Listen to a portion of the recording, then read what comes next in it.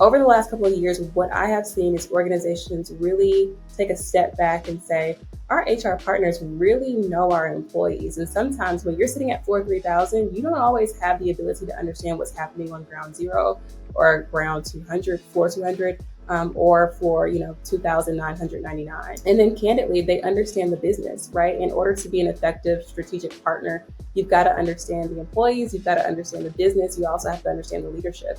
And I think that once organizations really started to see that HR was capable of those matters, more opportunities and doors started to open to have, for example, human resources business partners kind of step in that way. One of the things that I've tried to do is I try to pause and I really try to understand both aspects of what's going on. So if I'm refereeing between two business leaders, I need to understand both of their perspectives and hearing them both out and giving them the opportunity to provide that perspective, and then asking very important questions or very strategic questions to get more of the insight that maybe I don't have really helps to put all the pieces together. And now I can see, okay, it was a puzzle at first, but now I see the completed image. And so taking a pause is really helpful. Asking the right questions, listening is a really, really important skill. But I also think, one thing that makes an HR partner very valuable in this space is knowing that it's okay to challenge individuals appropriately and when necessary. All right, guys, welcome back to a brand new episode of the HR Heroes podcast. I'm incredibly excited because I have Nicole Lowry here with me today, and we're going to be talking about what makes her an HR hero, her perspective on the landscape of the ever-changing, I would say, roles and responsibilities of HR leaders like herself, but also how we position work in our lives, because we know on the other side of the pandemic, things have definitely changed in the way in which we position work in our lives, and it seems like the blur, if you will, between our personal and work lives continues to get more blurry. And being able to hear your perspective on how we're kind of prioritizing these things is going to be an awesome opportunity for the audience. So before we kind of dive into the episode here, Nicole, and I have you introduce yourself, I want to ask you a question. How is your heart doing today? Oh, wow, that is a very heavy question. So first and foremost, hi. Secondarily, answering the question, how is my heart doing? My heart is, I don't know, it's a little soft today. My husband is going through a pretty intensive recovery process, and temporarily disabled. So I'm also a full-time caretaker right now. So my heart is in a few pieces, but we're taping it together and kind of getting through as best as we can. Well, my heart goes out to you for that. I know it's sometimes difficult to pour from an empty cup, especially when we're caring for somebody who's so close to us. So I hope everything's okay in your guys' world, and I hope that he makes a full recovery through whatever he's Thank going you. through. So, as we get into today's episode, one of the things that we like to do is kind of bridge our Mhm. last episode with this episode by having our previous guest ask you a question. Now, this individual is from a healthcare Mhm. system in Mhm. Vermont. Her name is Mhm. Adrena Walker, and she wants to know, how do you make space and show up in a way that is meaningful for those people who you lead? And how do they articulate the impact of you showing up and creating that space for them? That is a very powerful question. I think one of the ways that I show up is that I am candid and I'm transparent with them. So for example, with the question that you just asked about how my heart is, I want them to know it's okay for them to not have a great day, right? We're all human. Just as much as it's okay for us to have amazing days or we're all happy and everything's going well, we can have bad days as well. And so I think I show up through transparency, and then creating that space and opportunity for them to be transparent and vulnerable with me. One of the things that I also try to do with them, though, is I try to always, despite what I have going on and how that might be impacting my current standing, I try to be present in the moment in which I am. So if we're in a meeting and we're talking about, one thing, I'm not going to be thinking per se about the meeting that I had 30 minutes ago, because I want to make sure that with the time that we're spending, I'm showing up for you and giving you all my 100%, giving you my value in that moment as well. And so, how do they interpret that or how do they articulate it? I think that one of the questions I always ask them is there anything that I could be doing better? Is there anything that I could be doing to help you? Is there anything that you're not getting from me? And I think usually when I ask that question, I either get an honest, well, I need this and I'm not getting that right now, or I get everything is going well. And I think just that transparency and that openness is what's going to keep that value and that transparency and that sacred space alive for both parties. I feel like that is such a simple but beautiful way to be able to show that you are listening and you care. being able to ask for feedback as a leader is an incredibly scary process. When did you start doing that and start gaining, I would say, opening yourself up for that honest and transparent feedback from your team? Have you always done that?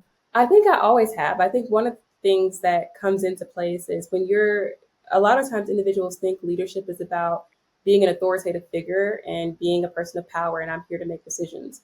And for me, and I've said this since I was a child, which is a little bit scary, or at least my mom says it was scary, but I've always thought that leadership was actually a position of servitude. So if I'm your leader, I'm here to help you. I'm here to figure out how I can help you be successful. I'm here to help you figure out what your development goals are. If you want to be the CEO tomorrow, I'm not going to stand in the way of being, of helping that vision come into fruition. And so I've always done it. And part of it is just that recognition of the fact that I'm not perfect, and I don't have it all figured out. And in order to be better, I need to know what I can improve in. And I would say, in our organization, leaders say as well, feedback is a gift. And so I'm always going to ask for it. And I'm just hoping that I'm creating the space and opportunity for individuals to be transparent and feel that they can give that feedback candidly. I mean, I love that little notion of servitude Mm-hmm. leadership. I feel like in itself is so beautiful. I recently had, in between last time we talked and when we're recording this, I had the chief people officer from Chick-fil-A Oh, on the nice. show. And she was talking about how important servitude leadership Yeah. really is. And she talked about it's not my goal to create results, but it's to help my team grow around me. So don't judge me by the outcomes, but judge me by how well my team is performing and growing and outpacing me. And I thought that was just so beautiful. That's like true leadership in my perspective, you know? Absolutely. I love that sentiment. And I think one of the other things that I always measure success in is not what I've accomplished per se, but is my team successful? And if my team is successful, that's an indication that I've been successful as a leader for sure. So I want to switch gears a little bit, and I want to talk about the landscape Hmm. of HR. So human resources from the past and all these different conversations that I have has gone through such a transformation in the last years. You know, HR was always looked at as kind of like the business department that was the party planners, it was the paper pushers, it was the payroll experts, it was the angel of death so often.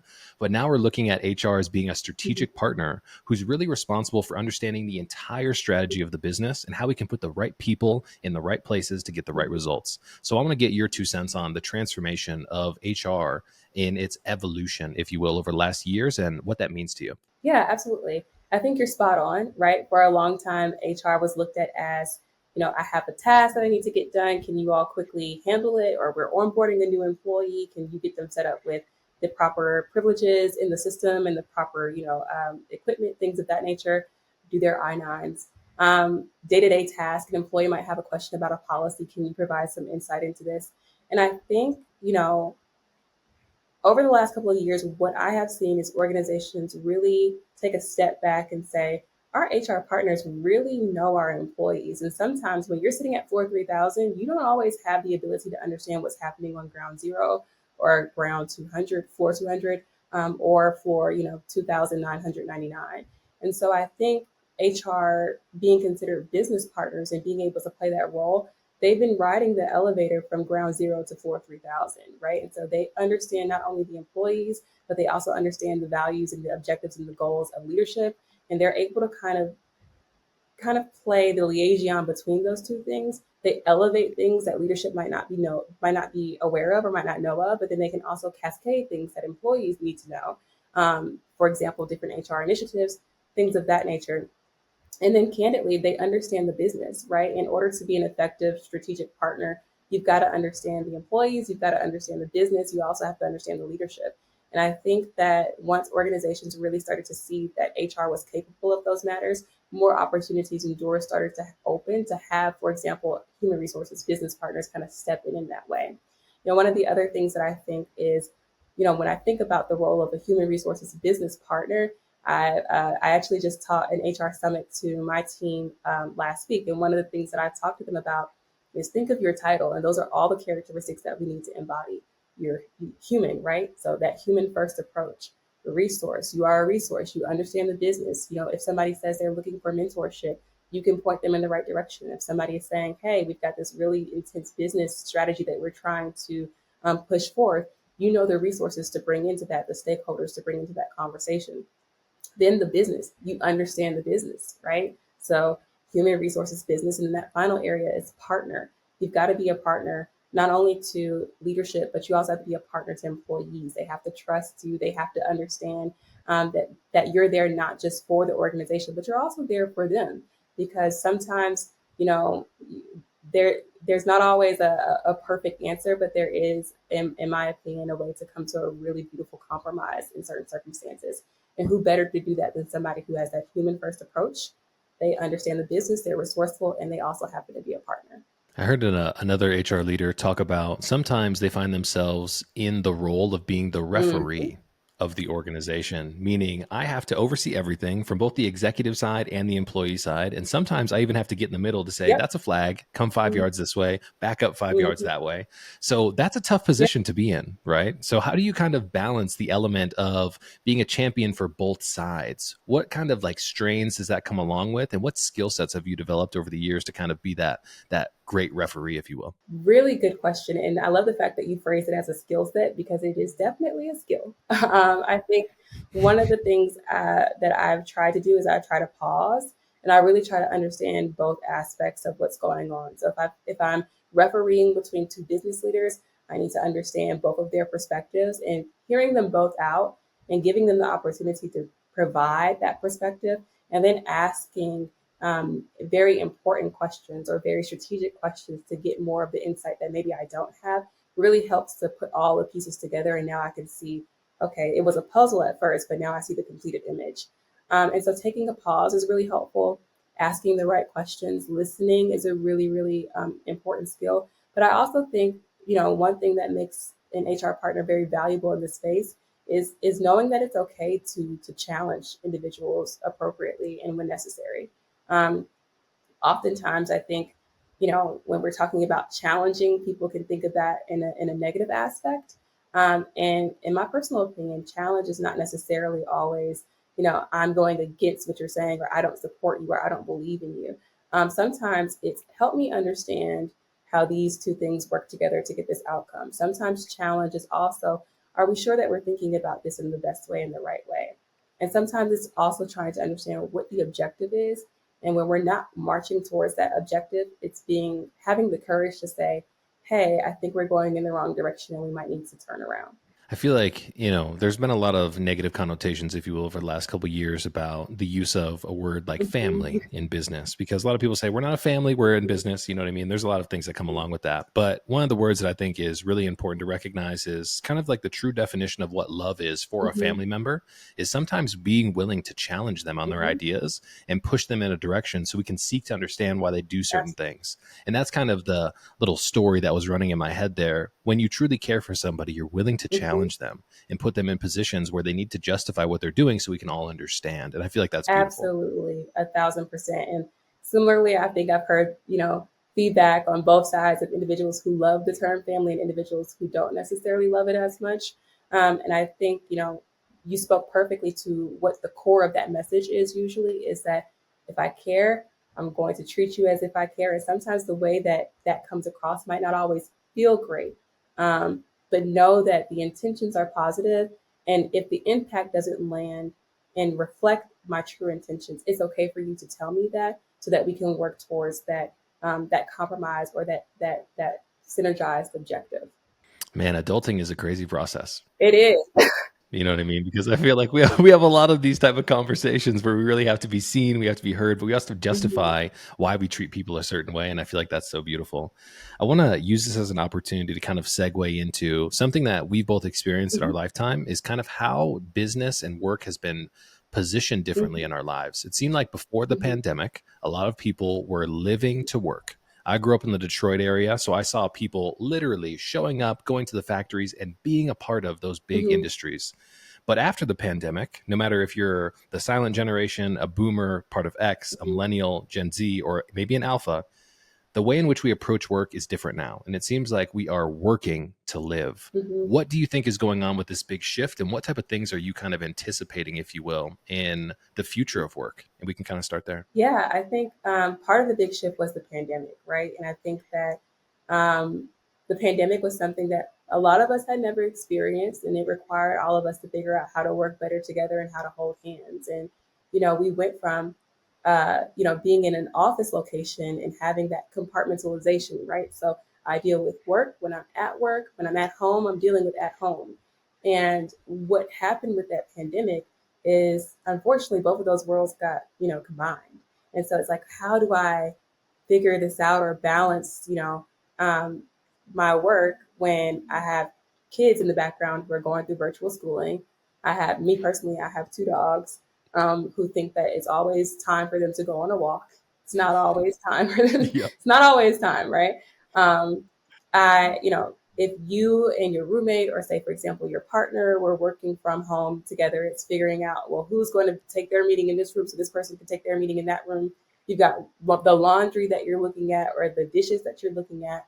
Who's cooking lunch, usually, or making lunch? Usually, when you're in the office, there might be a cafeteria that you all can go to or a restaurant. And so our worlds got combined. And so I think a lot of those things that we used to be able to keep separated started to actually conflate. And so then we had to really assess how we were thinking about things as an overall organization to provide more of that work life balance. And some of that is it gets really hard to ignore life when I can see it on your screen.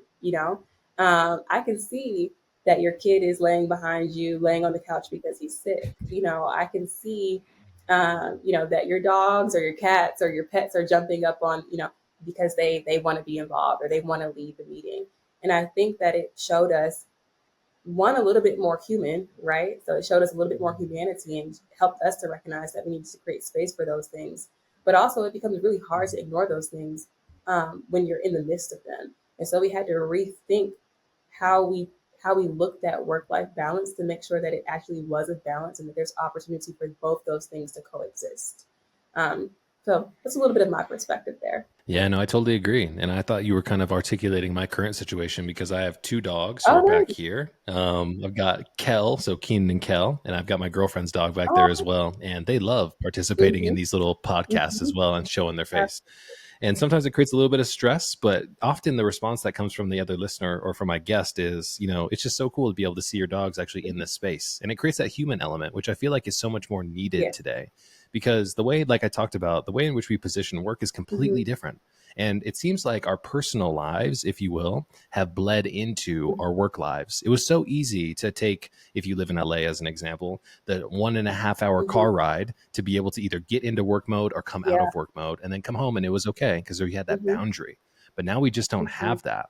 So my question for you is, with this new kind of like generational change that came with mm-hmm. work and you being an HR leader, do you ever find yourselves having to kind of, I would say, establish what work behavior looks like compared to, home behavior because it's also blended now? And how have you had to like change your mindset and how you approach some of this stuff? Yeah, so good. I mean, very good question. And I think that we have found ourselves in a number of those spaces. And I think even to this day, we are finding ourselves in, maybe a similar circumstance, but new situation that we haven't experienced and having to figure out how to address that, right? And so um, I think it requires, I said earlier, compromise, but I think the word that I'm looking for more or less is partnership, right? From both our leaders and our employees, as well as HR.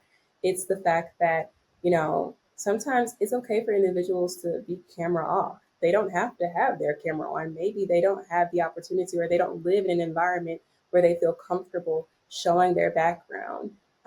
Maybe, at one point I did have an employee who apologized to me because she's like, I know that I'm meeting with you, Nicole, and my camera's off, but I promise that I'm listening. I'm just taking this meeting in my closet because, I've got roommates and they've got friends and family over and there's just no space.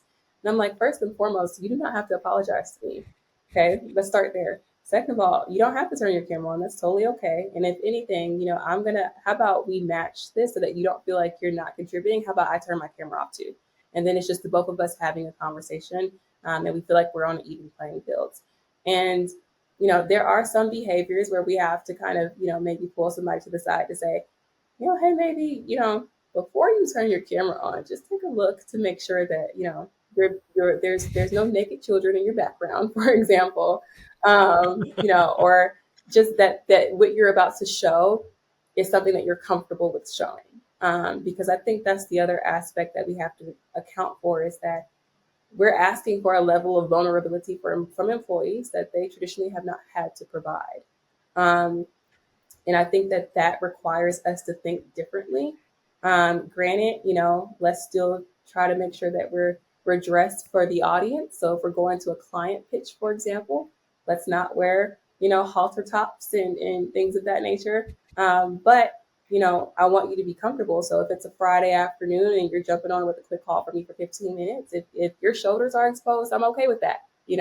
And so I think it's just kind of assessing the circumstance and the situation and figuring out how to best ensure that what's necessary is happening on that particular call. Yeah, I mean, two words that popped into my head while you were speaking there was one is Mm-hmm. curiosity. From a leadership perspective, we have to be curious about what this new landscape of work means to everybody in their own unique Yeah. situations, because there was a lot of controlled elements. If you think about the way of work in the past, come to the office, sit in your cubicle, you can decorate your cubicle a certain way, you have to show up to the office, there's a Mm-hmm. dress code. But now we said, take work home with you. We put a lot of trust in you to get your Mm-hmm. work done. Now we have those expectations of how we do those things. The other word was Mm-hmm. empathy. Being able to be empathetic as a leader, I feel like, is one of the more valuable skill sets. In our previous call, I shared a book with you. It's back on the shelf, so I don't want to go grab it. But it was by Gary Mm-hmm. Vaynerchuk. It is 12 and a half. It is leveraging the emotional ingredients necessary for business success. And it talks all about the Yes. soft skills: empathy, compassion, curiosity, tenacity, kind candor is a Mm-hmm. huge one.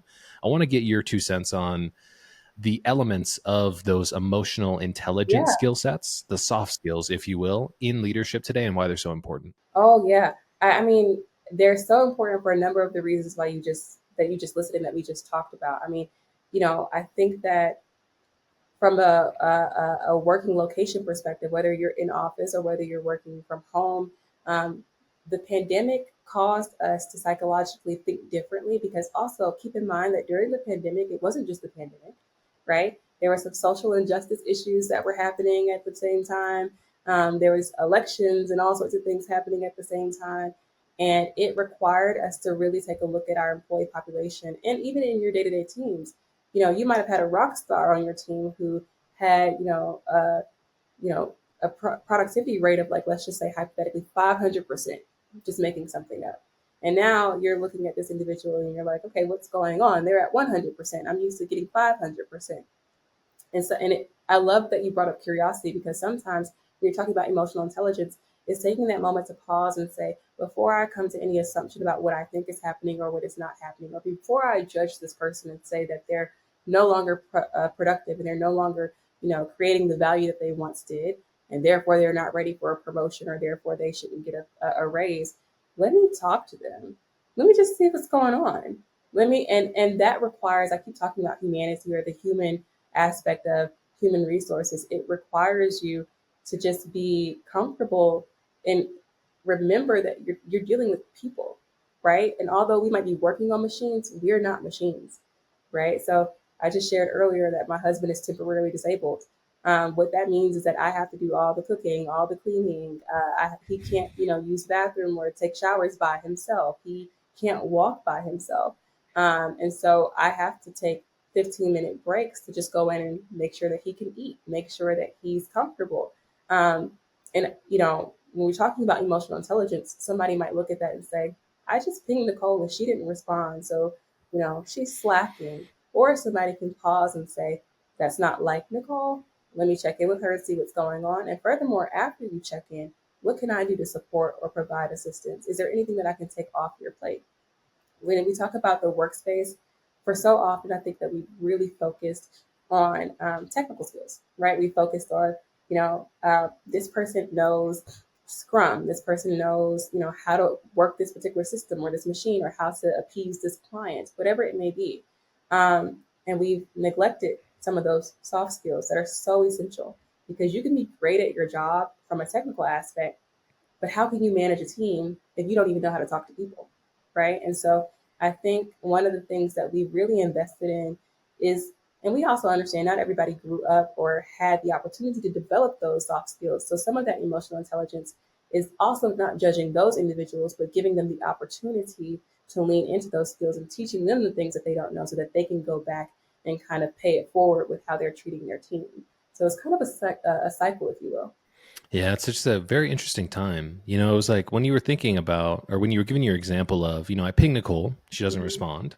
I feel like there's a root element that a lot of the situations that we deal with kind of in society today are based on like a quick ability for us to Mm-hmm. judge what's going on in a situation. If that's why this individual went from 500% productivity down to Mm-hmm. 100%, why you're not responding, what's going on, the change in Mm-hmm. attitude.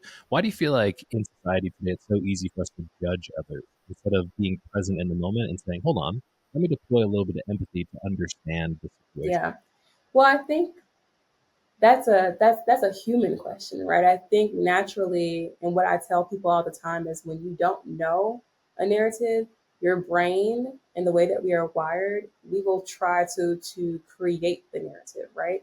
Um, and a part of me thinks that that's your brain's desire to protect you. It's your brain's desire to kind of raise a red flag or a yellow flag and say something about the situation is peculiar or isn't right. And because you don't have all the variables to complete that story, the brain is such a magnificent machine.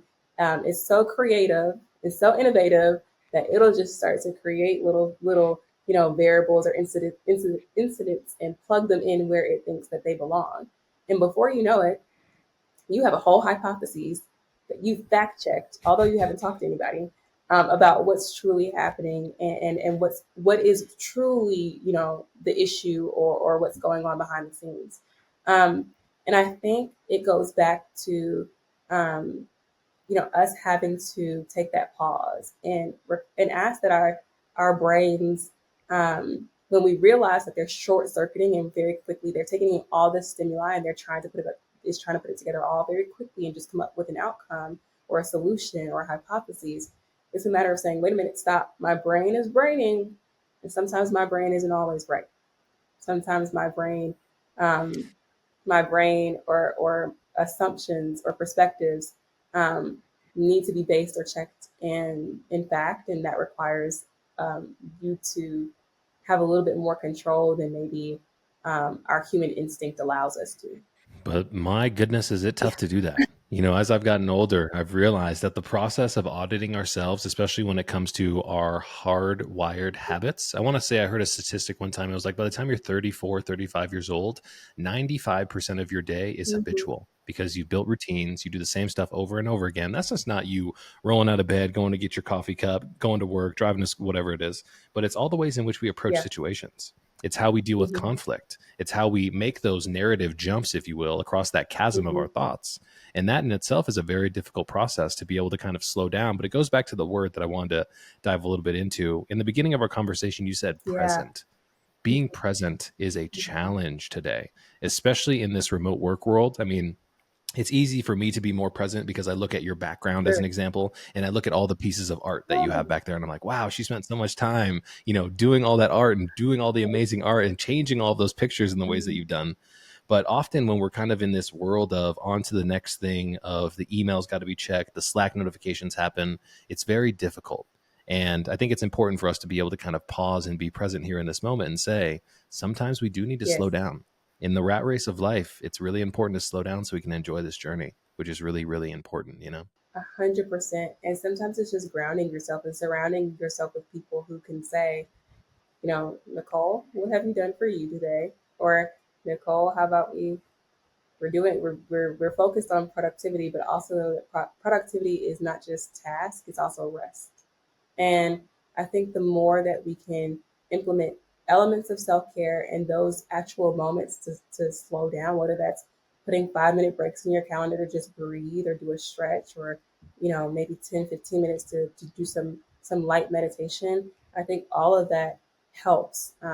You talked about habits and things of that nature. And I think we've got to start figuring out how to implement habits that actually require and allow us to take breaks and maintain that sort of lifestyle long term. Because once you start and you maintain it, it becomes part of your day to day process, and then it becomes easier to sort through and think through the mechanics of life. Yeah, one of the things that I know about human behavior is we are very reactionary. Oh, We are often not very proactive about things, especially when it comes to pausing and mm-hmm. slowing down. So, a good example is yesterday I was working out in the gym and I was feeling really strong. I was doing some deadlifts. And what you can't see is I have a heating pad on my Okay. back here because I tweaked my lower No. back. And I'm like, dude, I'm getting so old. This is crazy. But I received one of the things that we do here at my company, Francis, is we have a proactive mental Mhm. health solution that we send you a daily text of positivity, Mhm. encouragement, support, or a mental wellness reframe. And it comes at a random time. And right before I hopped on here today, I was talking to my business partner and I was like, dude, I hurt my back. And he was like, dude, you should take today off from the gym. And I was like, no, dude, I got to stay with my Mhm. routine. I got to keep making progress. And the text that I received from our system was helpful tip: give yourself grace and time you need to be Mhm. okay.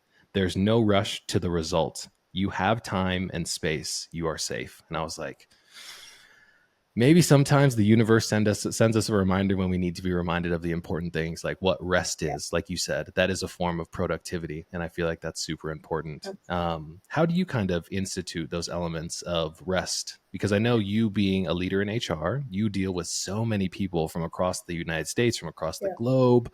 So what does your process look like? Oh, that's a good question. Here's a great moment for us to be transparent. I'm still trying to figure that out, candidly.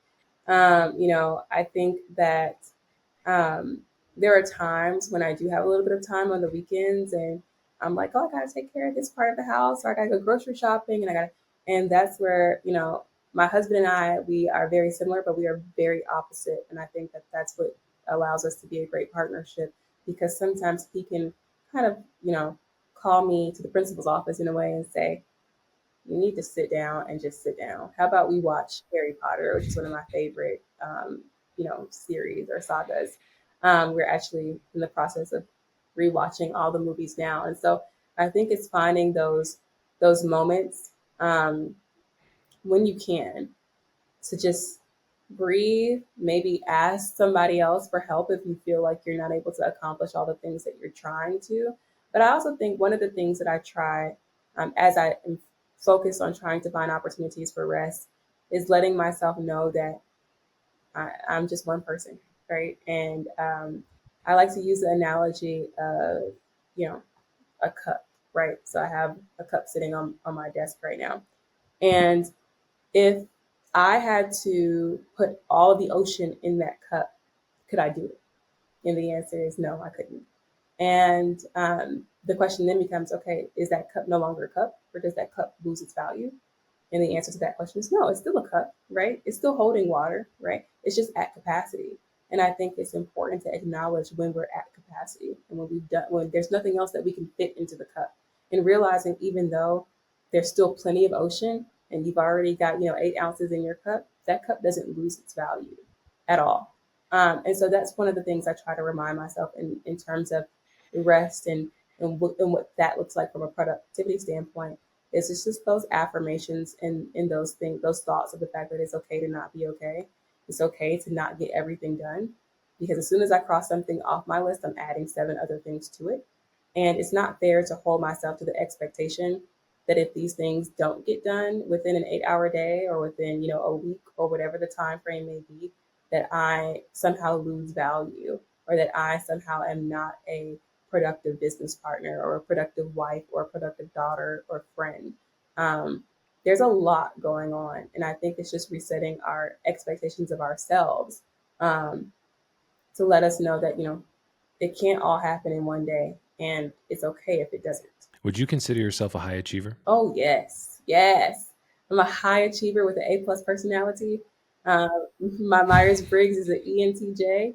I'm like, where are the results and how can we get to them? I write out like my to do list every day. So, and then I'm like, well, how much have I crossed off? And if I sometimes didn't cross off as much as I want to, I can get frustrated. But then I remember you've been in meetings for 8 hours. How could you?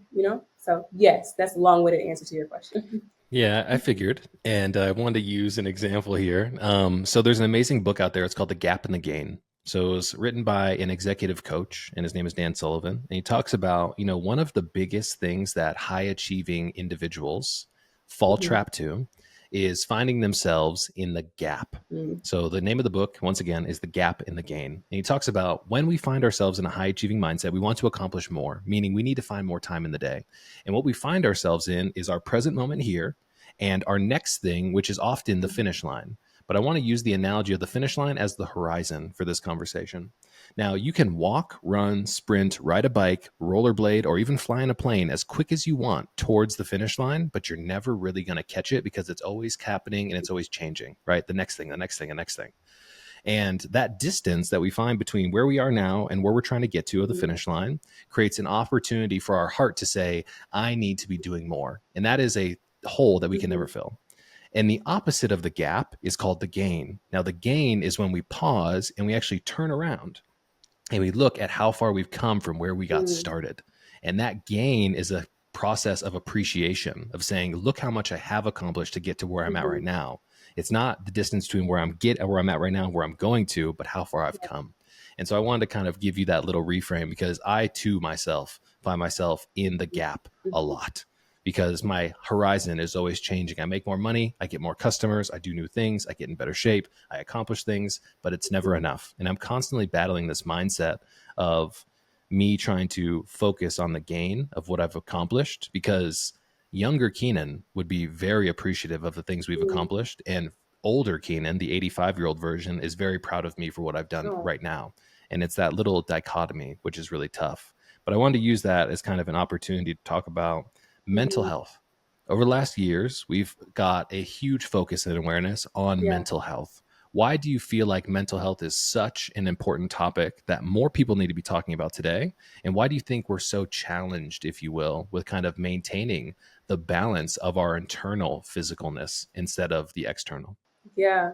So first and foremost, thank you for the book reference, because it's definitely something I'm going to add into my Amazon cart this afternoon.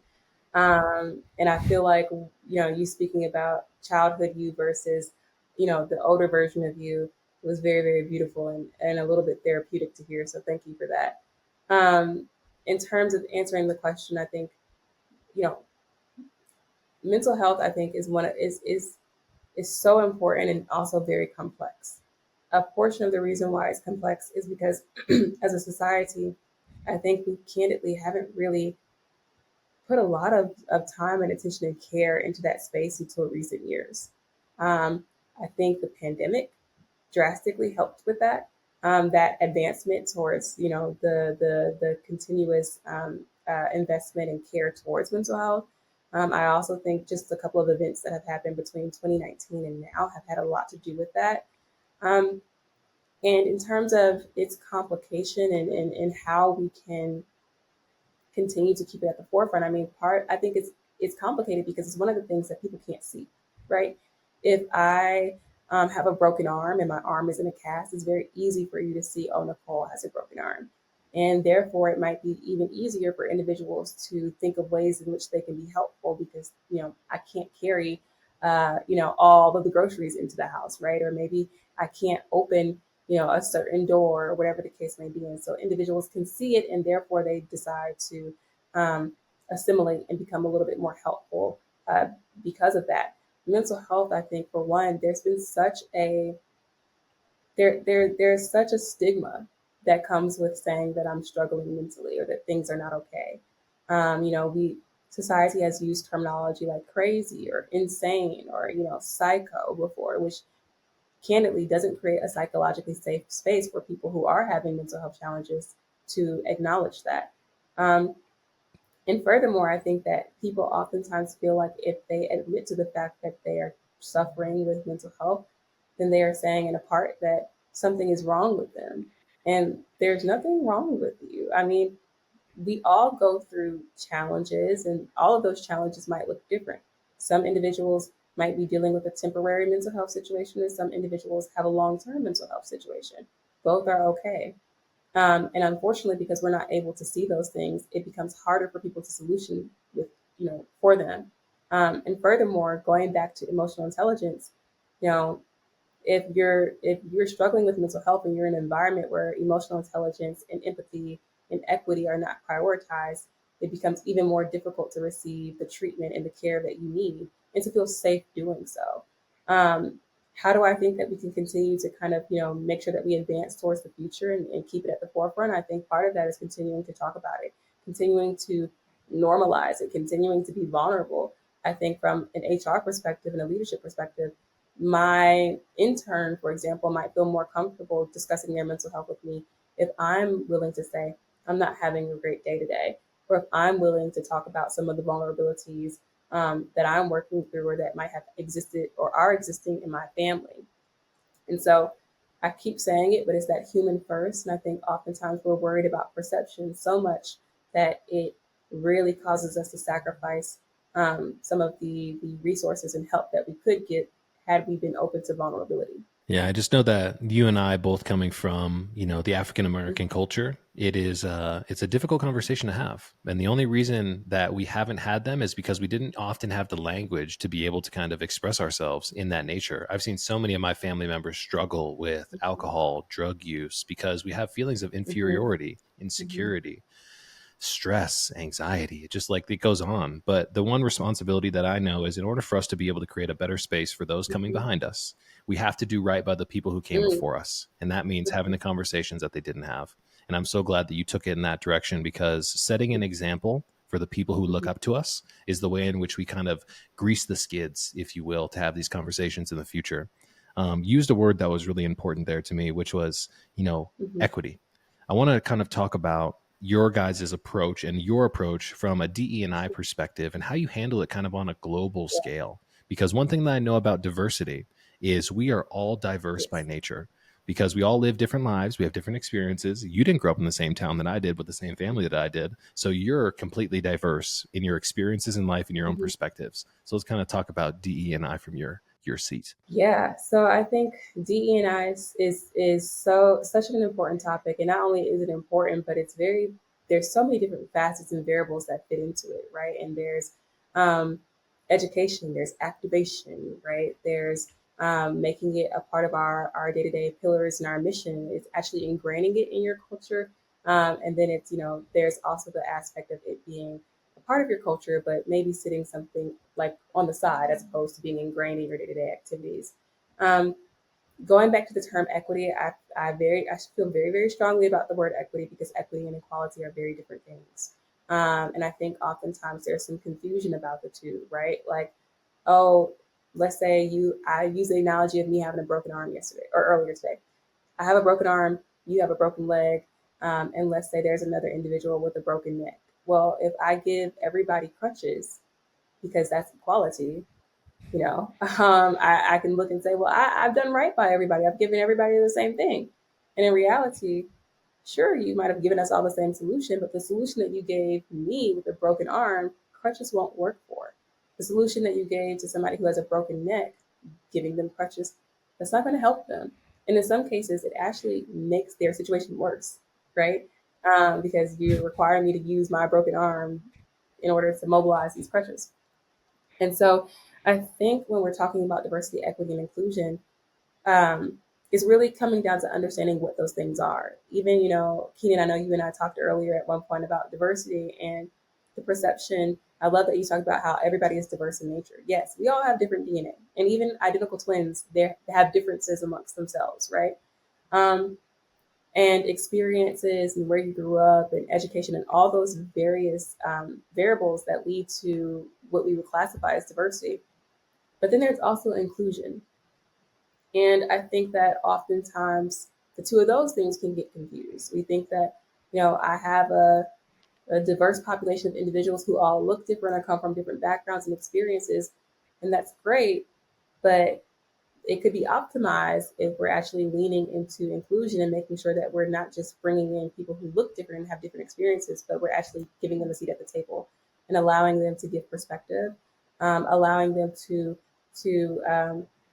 I like to use the term share power, right? So allowing them to have elements of power to be able to enact and impact change. Um, and furthermore, inclusion, I think, leads to innovation. And that's one of the things that Quad as an organization, and I realize I didn't mention who I work for earlier, but I work for Quad, it's a marketing experience company. Um, we are constantly evolving and innovating and transforming and trying to find the best way, the new solution, the best solution for our clients and for their audiences. And that requires us to bring diversity of thought into the equation. Because if we all think the same and came from the same background and have the same experiences, we're not really going to be able to innovate for the consistent world that we live in that's consistently evolving and transforming. You know, at one point in time, there were certain stores and brands that we thought would never go, you know, go out of service or close down. And because of the inability to evolve and because of the inability to find innovative ways to meet new needs and new clientele and new audiences, those things did phase out. And now you talk to younger individuals, if you say, "Oh, did you know about this brand, or did you know about this particular program or service?" And they're like, "What's that?" Well, could that have looked a little bit differently had we have had some more diverse thoughts, opinions, and perspectives at the table that could have helped us innovate and innovate more quickly? I will always hold on to the days where I used to go to Blockbuster with my mom Oh yeah. and hunt around and be like, let me go get a movie, or go to Toys R Us. That was just such an amazing experience. And those are two amazing brands that are no longer Yeah. really here because they didn't have the ability to innovate and be inclusive of ideas and how we were going to be able to approach the Mm-hmm. future. So, it has been an absolute pleasure to be able to have you on the HR Heroes podcast, being able to hear your different perspectives, your unique insights, and kind of how we're approaching the future of work and how you're supporting your team and Mm-hmm. getting there is absolutely a blessing, Nicole. And you are the definition of an HR hero. Thank And so I you. want to say thank you for everybody who is tuning in, watching, and listening today, because you have demonstrated what it is to be a people-centric leader. And I want to use the last couple seconds here to be able to have you pose a question for our next guest. What would you like to ask that individual? It can be anything. I'm going to ask the question of, from an HR lens or an HR perspective, how do you navigate the terrain where business objectives might not necessarily be aligned with your personal goals or your personal values? So, how do you navigate that terrain as an HR professional? What are some tools and tips and tricks that you can give to the audience? What an amazing question, because often being stuck between a rock and a hard place is kind of where those referees find themselves, Exactly. right? And so being able to hear that response is going to be amazing. Well, once again, thank you once again to Nicole for joining us from Quad and the amazing work that you're doing on a global scale to push us forward from a people-centric nature of business.